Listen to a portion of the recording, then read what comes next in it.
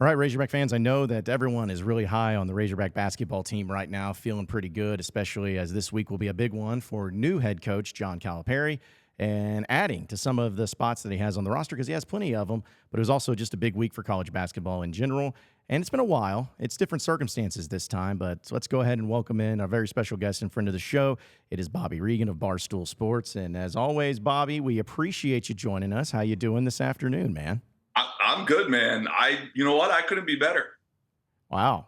So you're feeling pretty good though right now. I wanna get your thoughts on it first because we haven't talked to you at least on this show about it. We'll start with the Arkansas angle, then we'll go to the Kentucky angle. But Calipari, head coach of Arkansas, just how does that make you feel officially as a UK guy? Like I keep saying it, the divorce had to happen, right? I was ready to divorce John Calipari and vice versa. I was sick of doing we'll stay together for the kids, you get through the holidays, and then you realize you can't stand each other again. What I hate is that he's married to the neighbor I hate, and I got to see him all the time. Like, just move out west. Go start a new life. Do your, go sell, door-to-door cosmetics or whatever people do out west. Go out there. It's the fact that he's in conference. Not even in conference because conferences are stupid these days, but he's with a team, a program that was a rival, in the 90s, probably the most heated rival in the SEC, I think is fair to say. Obviously fallen off some, I think Tennessee kind of has taken Arkansas's spot for most of Kentucky basketball fans, but it's still a program that we know all too well. Like, it's just, why did you move in down the street? Like, get away from me. So it feels weird. Like, he doesn't look right either. Like, he's wearing red, and it's just like, I know he wore red at UMass, but it's like he's been in blue for so long, whether it was Kentucky or Memphis. First off, red sucks as a color. It's the worst color out there. But it's also like, it just looks weird. John Calipari, Arkansas, it doesn't even sound right? Like, he's the East Coast version, so UMass. Then you had kind of the bad boy John Calipari versus NCAA. Memphis seemed to fit in perfect for that role. Then you had him as, the face of college basketball at the Blue Blood program at Kentucky. Now it's just like, all right, Arkansas? I don't even think Arkansas fans think it sounds right. No. In fact, I still think they're trying to grasp the reality of this because it just didn't seem like there was any chance of it. And I know, we talk about coaches that have gone on and accomplished great things at schools. It seems like they stayed there until they retired. The Coach K's, the Roy Williams, Bill Self, I don't see him going anywhere. But I think that was more the shocking thing is not only him leaving Kentucky to still coach, which it wasn't unlikely, but the destination being Arkansas, as people have been referring to the chicken man, John Tyson. The relationship goes a long way. And I guess the timing of it all and the way that it all played out, it's almost like Eric Musselman's completely forgotten already in Arkansas. And fans are at least excited just because of not only the possibility and potential, but also the attention that's being paid to Arkansas right now because of the Cal effect. These are the same Arkansas fans that have been yelling at me and Kentucky fans, making fun of us for the rosters and March failures over the last 5 years. Guess what, buddy? About. Get ready to learn Calipari ball because, listen, he's 64 years old. You know what old people do? They don't change. They are who they are. Like, John Calipari is who he is. He's 64. He's the most stubborn man in America. Look at the fact that he's bringing his entire staff, which that was a big topic of conversation within Kentucky, that if he stayed, you had to overhaul the staff. You couldn't just have his guys standing there. The only thing he's doing is bringing his son in. Brad's coming in. That's the one change he's making.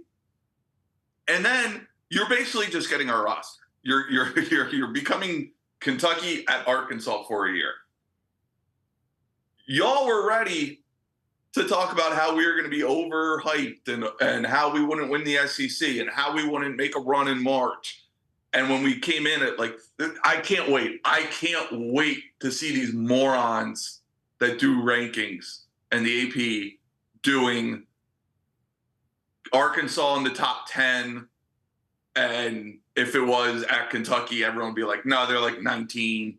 But it's the same team. It's the same thing we've seen at Kentucky. It's just, listen, nobody's better at a mic than Calipari. Like the dude can sell. He can speak. But as we learn at Kentucky, you got to win. And Musselman won. Like, it's crazy how quick Arkansas fans turned on Musselman. Yeah, he had a losing season this year. He had a more successful March run the last 5 years than Calipari. So this is everything you made fun of is what you're now being hand delivered. Well, and I think Razorback fans are going to say, we never said those things. That was never the thought process. Oh, there's a good thing you can find stuff. Yeah, there's a good thing. Yes, there's some evidence of it around there too. But I guess it's like, honestly, because I agree with what you're saying, and I'm not disagreeing. It's more of just the power and the impact and the name and the recognition that comes along with it and the possibility. It's the potential. And people loved Muss, and I still think there's a lot of people that do love Muss, but it's just now it just feels like it's a rejuvenation and an energy. So I'll ask you honestly, like, what's best case scenario for Arkansas and Calipari? He's got a 5-year deal. Who knows what the next few years will even hold? But what do you feel like is the ceiling, the potential that Cal could be and do at Arkansas as the head coach? So it's like what I always said with Calipari at Kentucky. The goal is to be in the national title contender list every year, especially at Kentucky. You got to be in it basically every year. You got to be on the short list of teams that realistically have a shot to win the national title because you want as many bullets as possible when it comes to the greatest, dumbest event in the world in the NCAA tournament. If he makes a Final Four, it feels like a win at Arkansas, right? Like, y'all haven't made a Final Four in decades. So you're not a blue blood, no matter what Calipari says. You're not. Like, you're not. You're probably the third most successful in the SEC. Kentucky and Florida ahead of you. Yeah, that's fair. So you're not a blue blood. Like, Florida's not sniffing blue blood status. Arkansas is not a blue blood. You have money. You have the chicken man. You have a good home arena. But, like, you're not a blue blood. Don't let Calipari fool you. That was the single dumbest thing he said was that Arkansas is a blue blood like everyone else. No, you're not. You're like every other program with one title. That's also what, the last time y'all made a Final Four? No, second to last, because we made in 95. We lost the title. 95, right, 95. So 30 years. A lot of people yelling at me, don't even know what a Final Four is like. So, luckily, I can tell you from experience that it's fun. It's a good time. That's got to be, if he makes one, it's got to be a success. Because what else? Like, Arkansas doesn't have that history. Yeah, I think so. If you're on if you're on the short list of national title contenders, let's say 2 out of 5 years, realistically, not just, well, wait for my team to get to March and then the same bullshit that we see all the time with Calipari. If you're a true national title contender and make a Final Four, it's got to feel like a success. Yeah, and I think most Razorback fans would sign up for that right now. And I think a lot of it course, it's more successful than you've been in 30 years. Exactly. And I think that's kind of where, as the progress goes and how tough it is to win in the NCAA tournament, I mean, I think people would sign up for that. But I also think that Razorback fans and where the whole blue-blooded comment comes, I don't think that anyone's under the false reality that Arkansas and Kentucky are on the same level. Like, even Razorback fans, they're not. But I think that people understand that there is the potential here at a place like Arkansas to be that if you have the right coach in place. They haven't had the right coaches in a long time, but, I mean, they got a lot going for them. And I feel like I just feel like Cal would not have just chosen any job. At least he wanted to go to a job. Well, he took the job with the money and the friends. Listen, John Calipari, one thing he does is surrounds himself with people that he knows, trusts, likes. That's what he has with this group at Arkansas. It's a good thing and a bad thing. It caused a big divide, especially later on in Kentucky, between Kentucky boosters and Calipari boosters. It caused a big divide between fans, whether it was University of Kentucky fans, John Calipari fans. Again, we're not talking about John Calipari of 10 years ago. We're not talking about John Calipari of 5 years ago. In his mind, he is still the guy that is going to go undefeated like in 2015, but win a title. That is what John Calipari believes he's going to do. That game broke his brain. The Wisconsin 2015 Final Four game broke his brain. The Luke May shot basically ended his brain, and then 2019 collapse against Auburn in the Elite Eight fully shut down his brain. So you got to find a way for John Calipari at 64 years old, who thinks his way is the only way to win, to now revert back to early 2010s. Like, what makes Arkansas fans think that's possible? Well, I think the amount of talent that they're hoping to bring in. And we've seen that. That's been the story every year for 15 years, though. Mm-hmm. Yeah. I just think that Kentucky fans made him miserable, man, and they're horrible people. And just, he wasn't comfortable. And, and Arkansas fans are not delusional and very calm. And they love the man. They've always loved him. For now. You know this. For now. You know this. But how quick did they turn on Muss? Well, I mean, they turned on Muss when Muss wanted out. Like that's when people start, because it was pretty apparent in the early going that Muss was wanting out of here. And how quick will it take for John Calipari to piss someone off when you guys lose to, just remember, this is the same guy who has lost to Evansville, St. Peter's, Oakland, Vanderbilt in the SEC tournament, and not even a good Vanderbilt team. UNC Asheville. What happens when these Arkansas fans are packing Bud Walton? No one comes into Bud Walton and beats us. And then Little Rock comes in and beats you. Well, they always play the Little Rock game down there in Little Rock. Anyway. All right, what about Arkansas State? Yes. Well, hold on a second. But then, okay, enough of the Arkansas slander, Bobby, because I'm going to go after you and say there's no way that you as a Kentucky fan with a straight face can feel so much better about Mark Pope being the guy. And now now everything's going to be great. Like everything's going to go forward. Kentucky's going to set themselves off to a new level because they hired a coach who hadn't even won an NCAA tournament game before. We got a better coach. The 5 years he was at BYU, 3 of them he finished higher than Calipari. And what? 3 over 2. That's a better coach than Calipari in a 5-year span. Okay, well, I mean, he doesn't win an NCAA tournament game, and you were complaining about. So it's 1 versus 0. Calipari's won 1. I'm just saying. Was Mark Pope my number 1 choice? No. Was Mark Pope my number 1 choice after the dreams of Hurley, Oates, and Drew went? No. He was on that second list. To me, I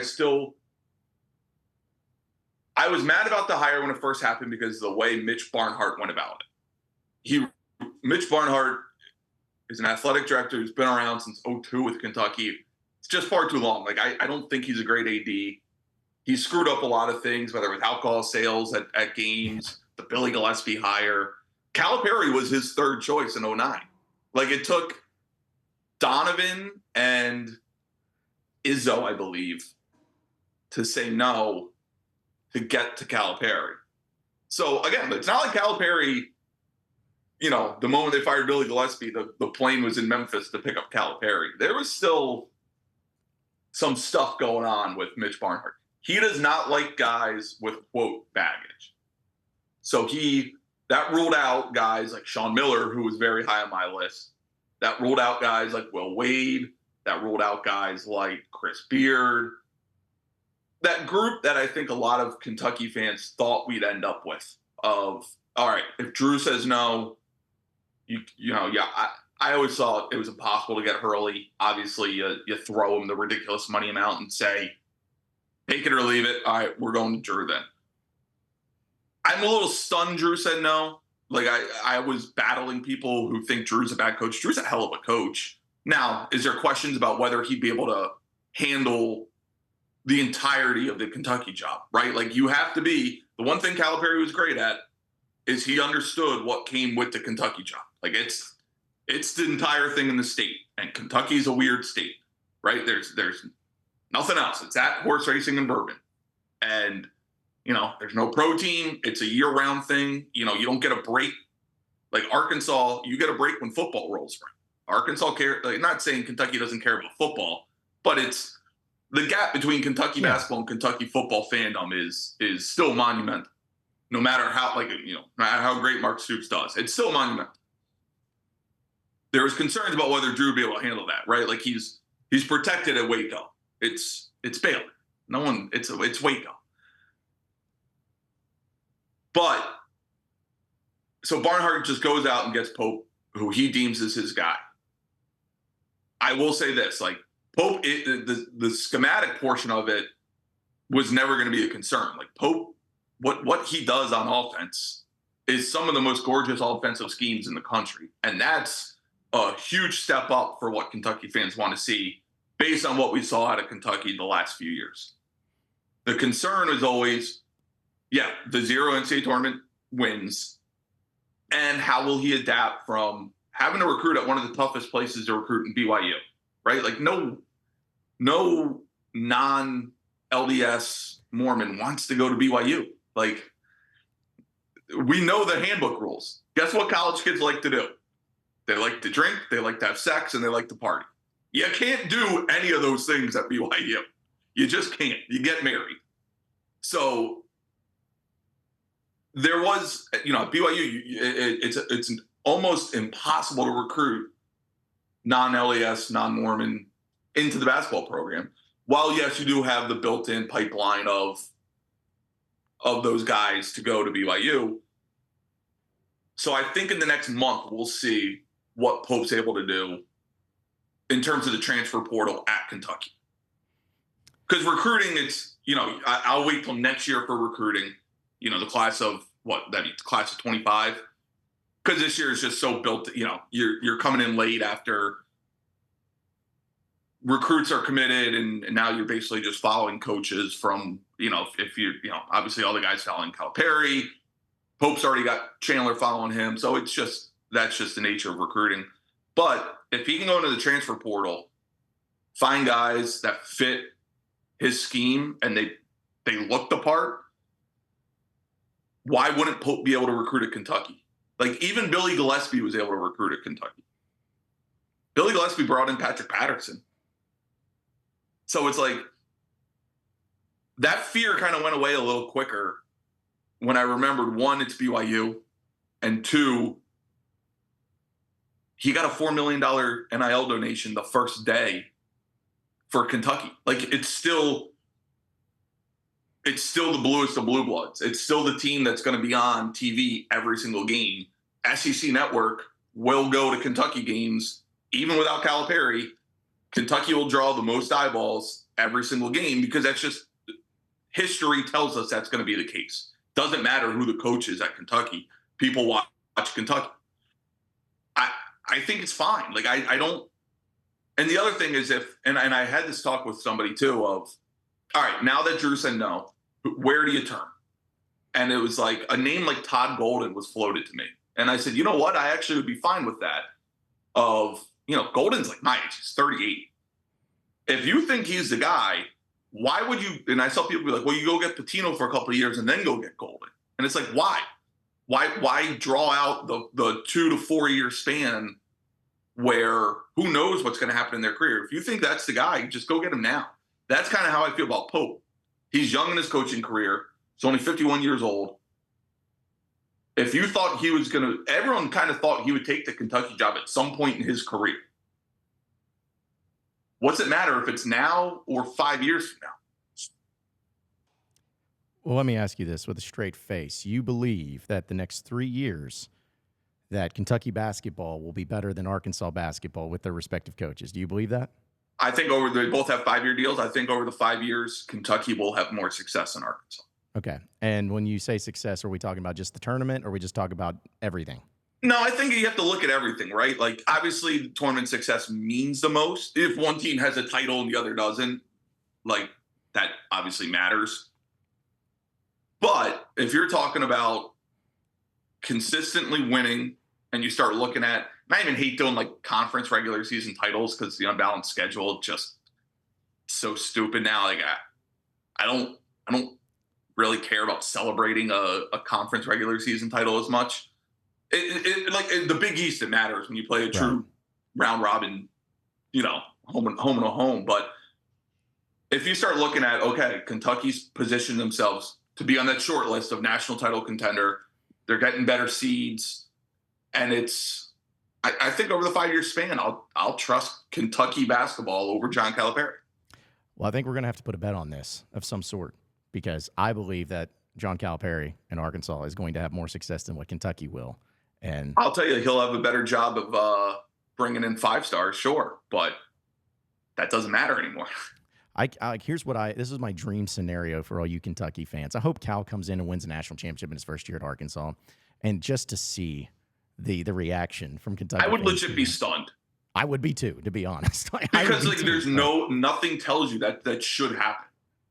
No, there is nothing. But at the same time, I mean, who's to say that Pope can come into Kentucky with a guy who's never won an NCAA tournament game? I just think it's a really interesting, because you got the better job of Kentucky with the less, at least resume type coach, but you have a lesser job than what Kentucky is with Arkansas, but then you got a more established resume. So, right. I mean, this could be a really interesting dynamic. But, I mean, history tells you that Mark Pope will succeed at Kentucky, because every coach that has been sober has won a national championship at Kentucky. Okay, I mean, all right, you're going to give Tubby Smith the credit for that one? Come on now. He still won it. Yeah. I mean, he still won it. And Tubby's career was weird because it ended. Obviously, the last 2 years were down by Kentucky standards. But, I mean, in the third to last year, he was a heartbreaking double overtime, Elite Eight loss from another Final Four, where I think it kind of skews how people view Tubby Smith's. Like, he was really good at winning games. Like, he won a lot at Kentucky. I think that kind of gets lost because of the title that happened in '98 and then nothing else.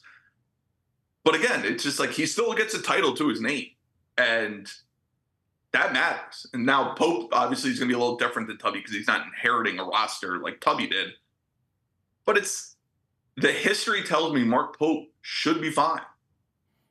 Well, I'm just glad I get to hate you again. And I know. I hate Kentucky once again because, you talk about the rivalry, and it was big in the 90s, as we all know. And I want to say there was a stretch from it's like 2001 to 2011 or something like that where Arkansas had not beaten Kentucky. It was like a 10-year stretch. But yeah, it was just kind of like they were there. Yeah, so it's a feeling to where there's going to be a lot of energy. And the SEC, if they do not make this a home and home this year in the conference scheduling, I don't know what we're doing. Like, or the dumbest thing they could do is only make that game at Arkansas. Yes, 100. Now I like agree you got to bring Calipari back to Rupp Arena. 100%. Got to agree with that. And they got to put it on the right. They got to put it on the right day. It can't get buried by football. And I think if you do a home and home, you got to go to Rupp first, right? You can't do the first game at Arkansas. Yeah, I mean, I would think so. And I think both. It needs to just go back to the old school thing of, I know they've done it before, but we'll see. But have it both games on Saturdays. Both games need to be on CBS. Have the big pomp and circumstance leading up to it. Got to do what they did with Ed Cooley in Georgetown. Yeah. Or Ed Cooley in Providence. Yeah. They brought him back on a Saturday to Providence. That place was bananas. You need that. It needs to be a Saturday, like late afternoon, early night game. I don't want it to be the 8:30, 9 o'clock game. I want it to be somewhere in the 3 to 6:30 range. I think that's the perfect amount of pregame partying, the hostile environment, and it won't get buried, because then you have the night to talk about it. It won't get buried immediately, everyone talking about NFL the next day. Right. Well, are you going to go to it when it's at Rupp on a Saturday? How could you pull that off? That's people keep asking me that. It's like, listen, I don't live in Lexington. Yeah, personally, right. So I got to make my way back to Lexington. And I'm a father of 2 young kids, which, let me tell you something. The only thing that's a bigger terrorist than John Calipari on a mic is 2 kids. So navigating that's going to be in itself. And yeah, it depends what day it is. I mean, I would love to go back. I would like to try to go back.